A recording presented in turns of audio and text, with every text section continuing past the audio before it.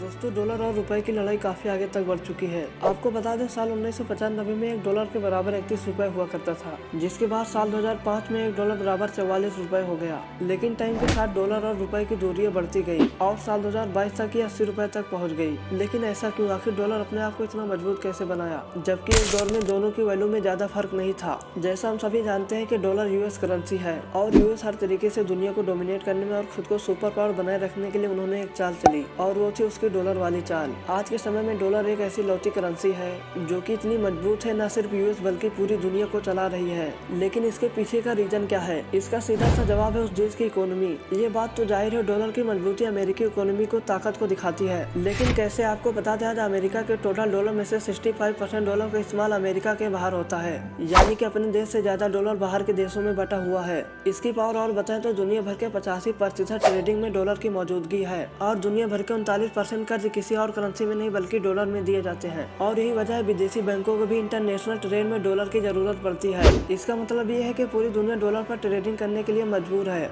Reserve bank के दखल के बाद रुपए वापसी करने में सफल रहा और अगस्त में ऐसा पहली बार हुआ था जब रुपए 80 के स्तर से भी नीचे बंद हुआ था। किसी भी देश की करेंसी कमजोर होने का कई इफेक्ट होते हैं। कमजोर होते रुपए से आपके ऊपर क्या असर होने वाला है? अगर आपका कोई अन्य देश में रह रहा हो और आप उसे भारत से पैसे भेज रहे हैं तो ऐसे में आपको नुकसान होने वाला है, क्योंकि अमेरिका डॉलर को ग्लोबल करेंसी का दर्जा प्राप्त है, इसीलिए वो लगातार मजबूत हो रहा है। ऐसे में आप जो रुपए भेजेंगे वो डॉलर में कन्वर्ट होने पर बहुत ही कम हो जाएगा, इसीलिए आपको पहले की तुलना में ज्यादा पैसा भेजना होगा। और अगर आपका कोई रिश्तेदार अन्य देश से पैसा भेजता हो तो आपको फायदा होने वाला है, वही पुरानी रकम में आपको और भी ज्यादा पैसा मिलेगा। अगर आप कोई कारोबार करते हैं तो सब इस बात पर निर्भर करेगा कि आपका बिजनेस इम्पोर्ट बेस है या एक्सपोर्ट बेस। एक्सपोर्ट करने वालों को कमजोर रुपए में फायदा होने वाला है, इम्पोर्ट करने वाले को पुरानी मात्रा में माल मंगाने के लिए ज्यादा रुपए भरने पड़ेंगे। आइए जानते हैं डॉलर इतना मजबूत कैसे बना। सबसे पहला कारण है, दुनिया का सबसे ज्यादा सोना अमेरिका में मौजूद है और अगर कोई अन्य देश अमेरिका से सोना खरीदना चाहता है तो अमेरिका अपनी करेंसी डॉलर से पेमेंट लेता है। और दूसरी बात आपको बता दें, दुनिया में हथियार बनाने वाली ज्यादातर बड़ी कंपनी अमेरिका की हैं। जब किसी देश को हथियार की जरूरत पड़ती है तो वो ज्यादातर अमेरिका पे निर्भर रहता है और अमेरिका हथियार के बदले डॉलर में पेमेंट लेता है। अब बात करते हैं तेल की, यानी क्रूड ऑयल की।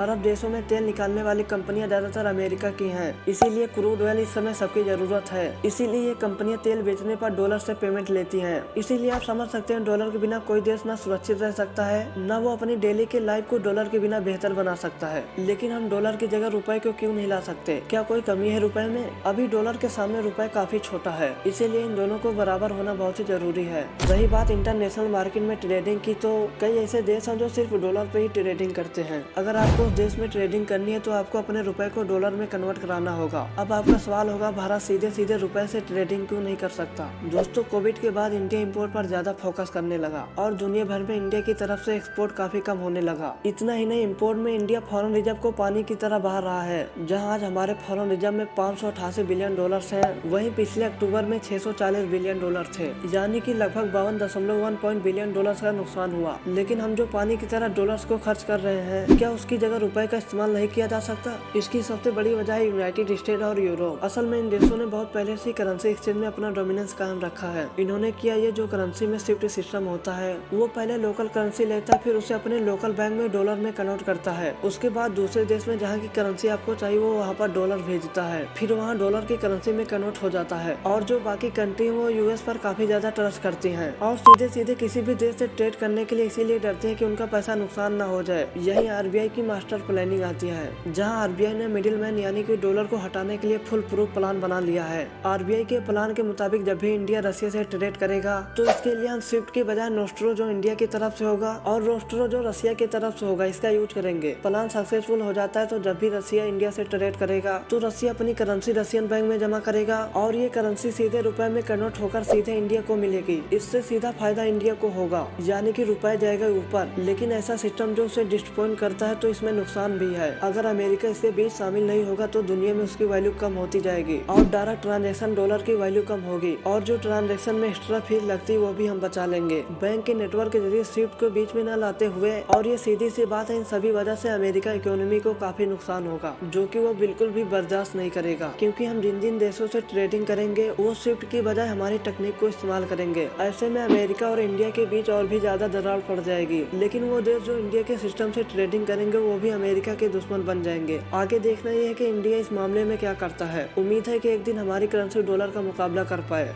आपको आरबीआई का मास्टर प्लान कैसा लगा, अपनी राय कमेंट में जरूर बताना और वीडियो को लाइक कर देना, चैनल को सब्सक्राइब। मिलते हैं अगली वीडियो में। वीडियो के अंत तक बने रहने के लिए थैंक्स।